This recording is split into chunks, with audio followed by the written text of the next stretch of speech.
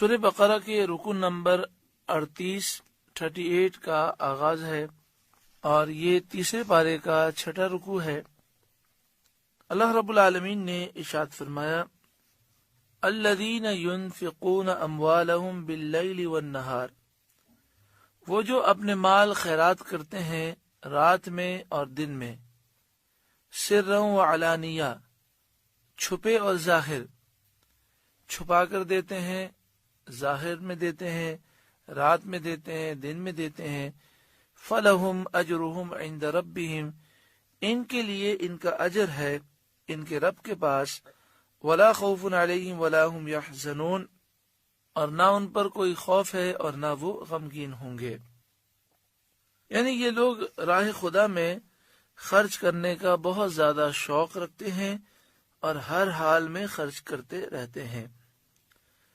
شان نزول یہ ہے کہ یہ آیت کریمہ حضرت ابوبکر صدیق رضی اللہ تعالی عنہ کے حق میں نازل ہوئی، جبکہ آپ نے راہ خدا میں 40,000 دینار خرچ کیے تھے، 10,000 رات میں، 10,000 دن میں، 10,000 پوشیدہ، 10,000 ظاہر۔ ایک قول یہ ہے کہ یہ آیت کریمہ حضرت علی رضی اللہ تعالی عنہ کے حق میں نازل ہوئی، جبکہ آپ کے پاس صرف 4 درہم تھے اور کچھ نہ تھا۔ آپ نے ان چاروں کو خیرات کر دیا، ایک رات میں، ایک دن میں، ایک کو پوشیدہ، ایک کو ظاہر۔ اس آیت کریمہ میں آپ ترتیب دیکھیں، پہلے باللیل کا ذکر ہے، پھر نہار کا ذکر ہے، پہلے رات کا ذکر ہے، پھر دن کا، پہلے سرن کا ذکر ہے، پھر علانیہ کا ذکر ہے۔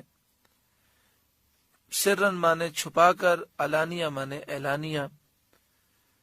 تو اس میں اشارہ یہ ہے کہ چھپا کر دینا ظاہر کر کے دینے سے افضل ہے۔ الذین یأکلون الربا، وہ جو سود کھاتے ہیں، لا یقومون الا کما یقوم الذی یتخبطہ الشیطان من المس، قیامت کے دن نہ کھڑے ہوں گے مگر جیسے کھڑا ہوتا ہے وہ جسے آسیب نے چھو کر مخبوط بنا دیا ہو۔ جس طرح آسیب زدہ جس پر جن کا سایہ ہو سیدھا کھڑا نہیں ہو سکتا، گرتا پڑتا چلتا ہے، قیامت کے روز سود خوروں کا یہی حال ہوگا۔ اس آیت میں سود کی حرمت ہے اور سود خوروں کی شامت کا بیان ہے۔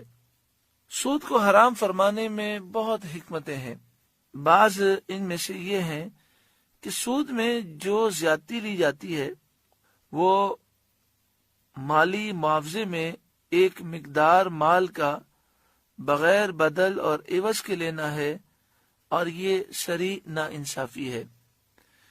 مثلا کوئی شخص کسی کو 1,00,000 روپے دیتا ہے اور بطور قرض دیتا ہے، اور وہ کہتا ہے کہ آپ 3 مہینے کے بعد اسے واپس کریں گے، لیکن میں 1,00,000 روپے کے بجائے 1,25,000 روپے لوں گا۔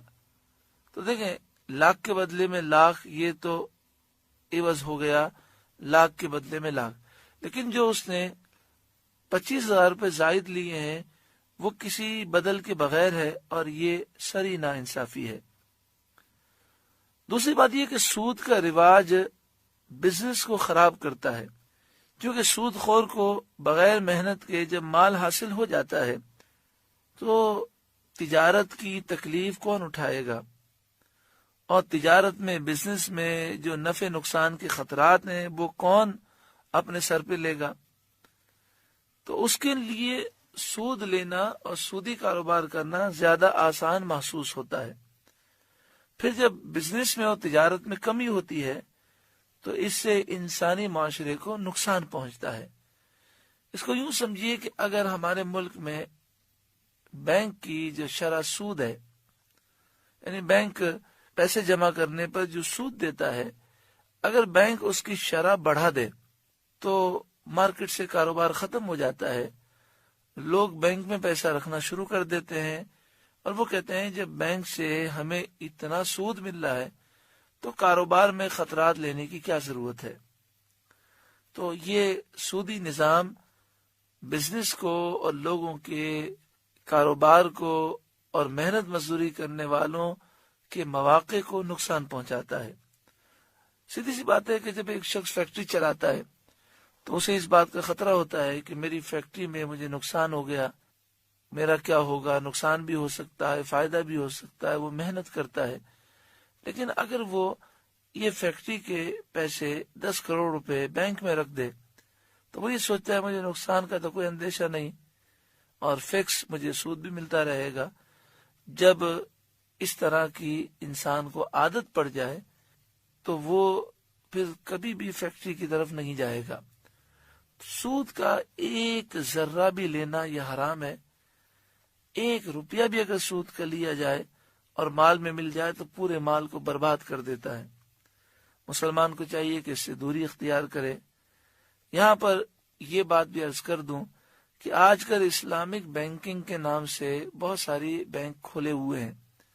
ہمارے اکثر علماء اور مشائخ کا اس سے اختلاف ہے، اور وہ یہ کہتے ہیں کہ اسلامی بینکنگ میں جو نظام ہے وہ نظام بھی سودی ہے، مکمل اسلامی نہیں ہے، لہذا اس سے بھی اجتناب کرنا چاہیے اور وہاں کے جو معاملات ہیں اس سے دور رہیں۔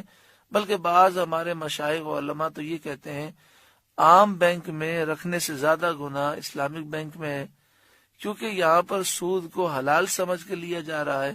اللہ تبارک و تعالی ہر ایک کو عقل سلیم عطا فرمائے، اور یہود و نصارہ نے جو سودی نظام ہم پر مسلط کیا، اللہ تعالی مسلمانوں کو اس سے نجات عطا فرمائے، اور اسلامی نظام مصطفیٰ اللہ تعالی ہم سب کو نصیب فرمائے۔